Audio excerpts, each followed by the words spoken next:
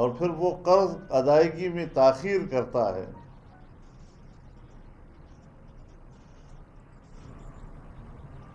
تو اسلام دوسرے فریق کو کہتا ہے کہ آپ قرض معاف کر دیں۔ پھر دوسرے درجے میں کہتا ہے کہ آپ اس کو اتنی مہلت دیتے رہیں جب تک کہ وہ ادا کرنے کے قابل نہ ہو جائے۔ لیکن اگر ایک فریق قرض ادا کرنے کو تیار نہیں اور دوسرا نہ معاف کرنے کو تیار ہے نہ مہلت دینے کو تیار ہے، اس کے بعد پھر قانون کا عمل شروع ہو جاتا ہے، پھر عدالت کی طرف رجوع کیا جاتا ہے، پھر عدالت دونوں کی بات سنتا ہے۔ تو یہ اسلام کی وہ خصوصیت ہے کہ جس نے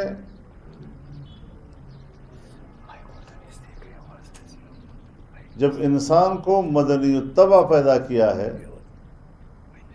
اور ایک مل جل کر رہنے کا معاشرہ کو عطا کیا ہے، وہ طبیعت اس کو عطا کی ہے، تو وہ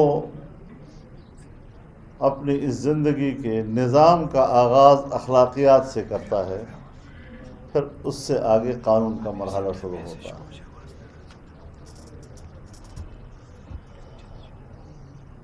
ہمارے ہاں قانون بنانے کے ادارے بھی موجود ہیں، قانون کے مطابق فیصلہ دینے کے لیے عدالتیں بھی موجود ہیں، جج موجود ہیں،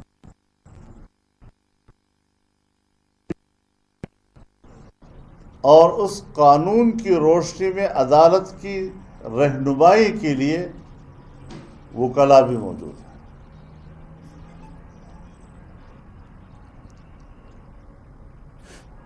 اب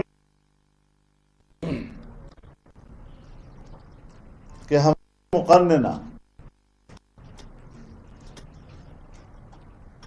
کیا قانون سازی کے اس معیار پر پورا اترتا ہے جہاں اس کو ہونا چاہیے؟ کیا ہماری عدالتیں قانون کی بنیاد پر لوگوں کو انصاف مہیا کرنے کے اس معیار پر اترتے ہیں جس کا خود قانون سے تقاضا کرتا ہے؟ کیا ہم وکیل لوگ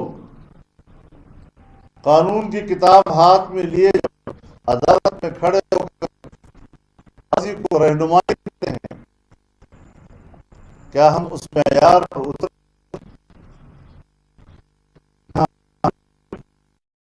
کو صداقت کے معیار پر قانون کی رہنمائی مہیا کر سکیں ان کو؟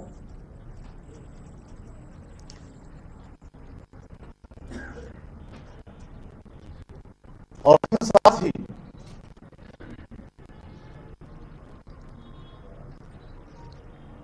اس نئے مروجہ نظام میں ریاست قوانین وضع کرتی ہے، پائیلاز طے کرتی ہے۔ کسی زمانے میں ہم اس کو تعزیرات ہند کہتے تھے اور آج اس کو ہم تعزیرات پاکستان کہتے ہیں۔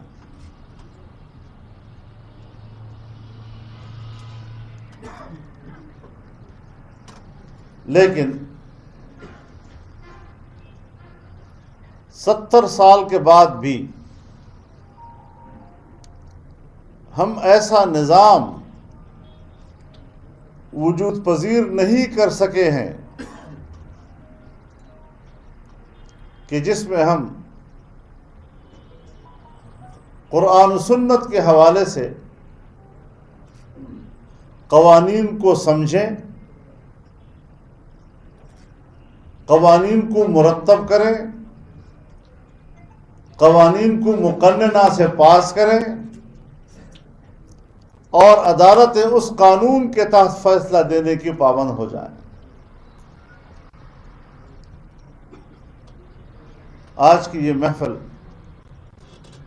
ہمیں اس جانب متوجہ کرتی ہے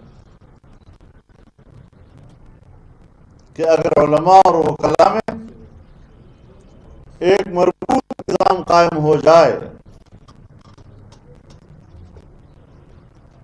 تو ہم اس حوالے سے پیشرفت کر سکتے ہیں کہ آج 70 سال کے بعد بھی ہماری وہ تشریح جس کی بنیاد پر یہ ملک قائم کیا گیا تھا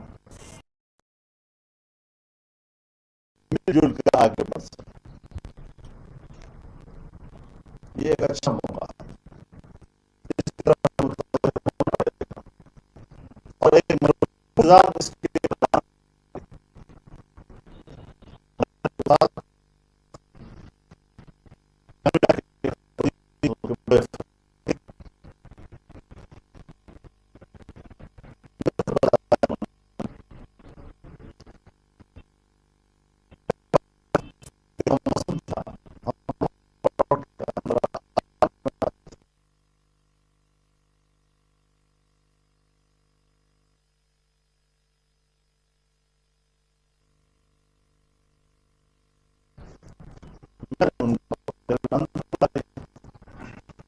بیٹھے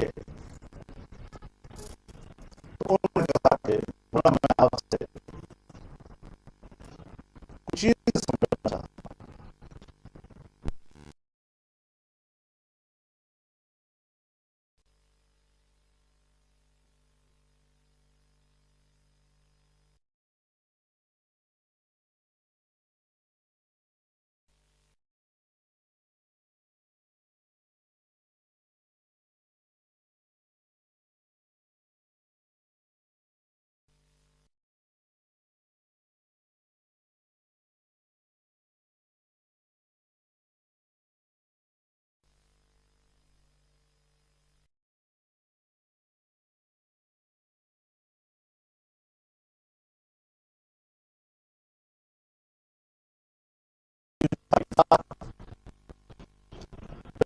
تمام